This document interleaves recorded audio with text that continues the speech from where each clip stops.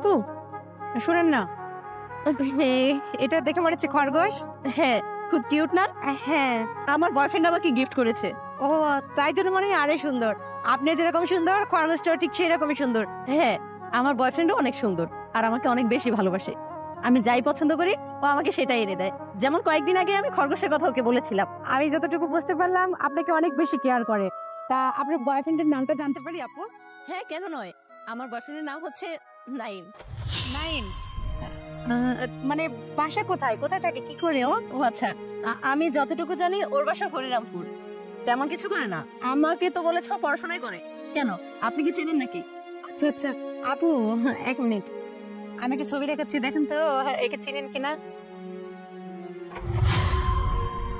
আরে হ্যাঁ হ্যাঁ, এটাই তো আমার বয়ফ্রেন্ড। ওর ছবি আপনার কাছে গেল কি করে? এই তো আসছে আর কি। আচ্ছা সেটা নয়, আমি আপনাকে পরেই বলছি, তার আগে বলুন আপনাদের সম্পর্ক কতদিনের? আচ্ছা আপু, এসব বাদ দিন তো। আগে বলেন আপনাদের সম্পর্ক কি? আসলে নাইম আমার হাজবেন্ড। আমি আপনাকে আগে দেখে বোঝাচ্ছিলাম আপনাদের মাঝে কোনো সম্পর্ক আছে। আপনি কিভাবে বুঝলেন? কিভাবে বুঝলাম? নাইম, তুমি কোথায় যাচ্ছ আর তোমার হাতে খরগোশ কেন?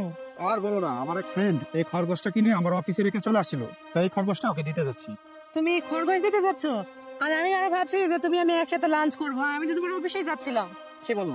আচ্ছা, তোমার আর অফিসে যেতে হবে না, তুমি বাসায় যাও, আমি পরে বাসায় গিয়ে একসাথে ডিনার করবো। আচ্ছা আমি যাই এখন। হ্যাঁ, কি ব্যাপার, ও নিজের জিনিসের যত্ন করে না আর ওর ফ্রেন্ডের খরগোশ তাকে দিতে যাচ্ছে?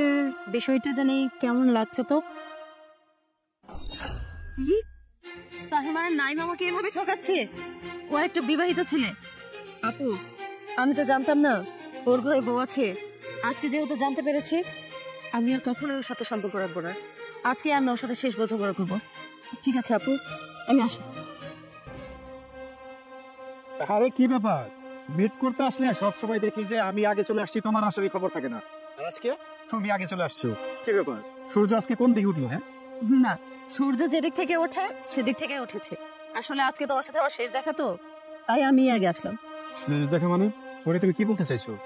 শোনো, আমি বলতে চাই আমি আর তোমার সাথে সম্পর্ক রাখবো না। আচ্ছা, তুমি আমাকে এ যাবৎ কেন ঠকিয়েছো? তোমার ঘরে বউ আছে, তুমি আমাকে কেন জানোনি? জানো, আজকে তোমার ওয়াইফের সাথে না আমার রাস্তায় দেখা হয়েছিল। সে আমার হাতের এই খরগোশটা দেখে বুঝতে পেরেছে যে তোমার সাথে আমার সম্পর্ক আছে। তোমার হাতেও নাকি আগে সেটা দেখেছিল।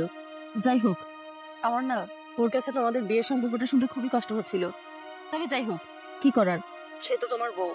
আমি চাই না তোমাদের সুন্দর সম্পর্কটা নষ্ট করতে, তোমাদের সংসারটা ভাঙতে। তাই ভাবছি আমি আমাদের সম্পর্কটাই নষ্ট করে দিই। না না পরে, তুমি এসব কি বলছো? দেখো, আমি শুরুতেই তোমার কাছে ক্ষমা চেয়ে নিচ্ছি যে আমি যে ম্যারিড, আমার ঘরে বউ আছে, এটা আমি তোমার কাছে গোপন করেছিলাম। কিন্তু কি করব বলো, আমি কখন যে তোমার প্রেমের মায়াজালে আটকে গিয়েছি আমি সেটা নিজেও জানি না। কিন্তু এদিকে আমার ঘরে ওয়াইফের সাথে বনিবনা হচ্ছে না। কিন্তু বিশ্বাস করো, আমি তোমাকে অনেক ভালোবাসি। আমি প্রয়োজনে আমার ওয়াইফকে ডিভোর্স দিয়ে দেবো, কিন্তু তোমাকে আমি কখনো ছাড়তে পারবো না। প্লিজ, তুমি আমাকে ছেড়ে যাওয়ার কথা বলো না। আচ্ছা পরে তুমি বলো, একটা স্বামী কখন পরকীয়ায় জড়ায়? যখন তার স্ত্রীর কাছ থেকে সে পর্যাপ্ত ভালোবাসা না পায়, সে কেয়ার না পায়। আসলে আমার ঘরে হয়তো বউ আছে, কিন্তু ও আমার দিকে ফিরেও তাকায় না, আমার দিকে কোনো খেয়ালই রাখে না।